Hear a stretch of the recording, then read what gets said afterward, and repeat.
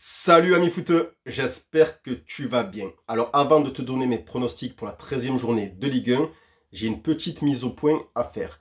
Alors moi quand je donne un pronostic sur ma chaîne concernant un match, je m'efforce et c'est volontaire de donner qui je vois vainqueur ou qui je vois perdant ou si je vois un match nul. C'est-à-dire que ce n'est pas dans mes pronostics que tu verras par exemple Marseille ou nul, victoire de Marseille par 2 buts d'écart. Un double, un triple, enfin tout ça, là, tous ces trucs. Moi, je m'efforce vraiment de te donner qui je vois gagner. Voilà, comme si j'étais avec un pote qui me disait tu vois quoi ce soir. Mettons, je sais pas, Nice-Monaco. Ben, je vais lui dire je vois Monaco, ou je vois Nice, ou je vois match nul.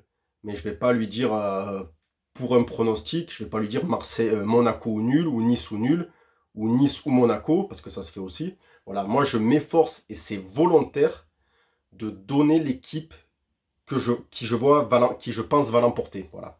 Ou un match nul, voilà, c'est volontaire.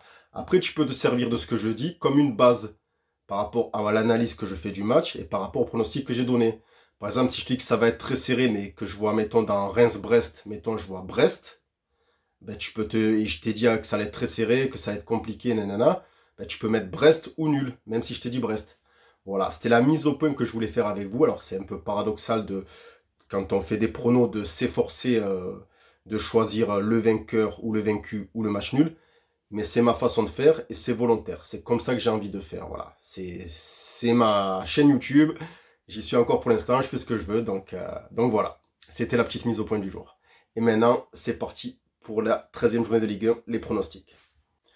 PSG Monaco. Alors malgré du beau jeu, un bel effectif et une bonne place au classement, Monaco n'a remporté que 2 victoires à l'extérieur depuis le début de la saison. Il se déplace chez le leader parisien qui enchaîne les bons résultats. PSG Monaco, je vois Paris. Clermont, Lens. Alors Lens a battu l'OM au dernier match à domicile, mais les Lensois ont quand même pas mal de difficultés à l'extérieur. On l'a vu contre Lorient, on l'a vu contre Le Havre. Les Clermontois, eux, voient Lyon revenir à 2 points. Ils ont grandement besoin d'une victoire. Ce sera difficile, mais pour ce match-là, Clermont-Lens, je vois match nul. Strasbourg, Olympique de Marseille. Alors les hommes de Patrick Vieira sont dans une très mauvaise passe. Ils n'ont plus gagné depuis le mois d'août. Ça commence à faire. Côté marseillais, c'est pas glorieux non plus. Mais je vois quand même les Olympiens l'emporter, car que ce soit à Nice, mais surtout à Lens et à Monaco, ça aurait pu aussi basculer côté marseillais, sachant que ce sont de grosses cylindrées. Strasbourg est à la portée de l'OM.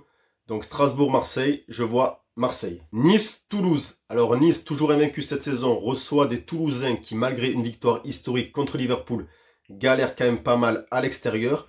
Une seule victoire cette saison contre Nantes et ça date du 13 août. Ça fait un petit moment. Sur ce match-là, je vois Nice. Lorient-Metz. Alors match difficile à pronostiquer, mais quand même je vois Lorient à domicile car ça reste quand même plutôt pas mal les résultats. Nul contre Lens, nul contre Monaco, victoire contre Lille, victoire contre Rennes. Donc même si c'est compliqué sur ce match-là, je vois Lorient. Montpellier-Brest. Alors encore plus compliqué je pense. Alors Brest qui reste sur 3 défaites consécutives contre Lille, contre Monaco et contre le Paris Saint-Germain, à l'occasion de se relancer contre un adversaire à sa portée. Montpellier, quand même, attention quand il reste sur un bon nul face à Nice. Donc dans ce match-là, Montpellier-Brest, je vois match nul. Nantes-Le Havre. Alors très serré aussi. Le Havre qui reste sur un nul à domicile contre Monaco et une victoire à l'extérieur contre Toulouse. Nantes a enchaîné 3 défaites consécutives. Mais globalement, Nantes à domicile, c'est quand même pas mal. Nantes-Le Havre, match nul. Stade Rennais, Stade de Reims. Alors Rennes, équipe en crise, Rennes dans la douleur.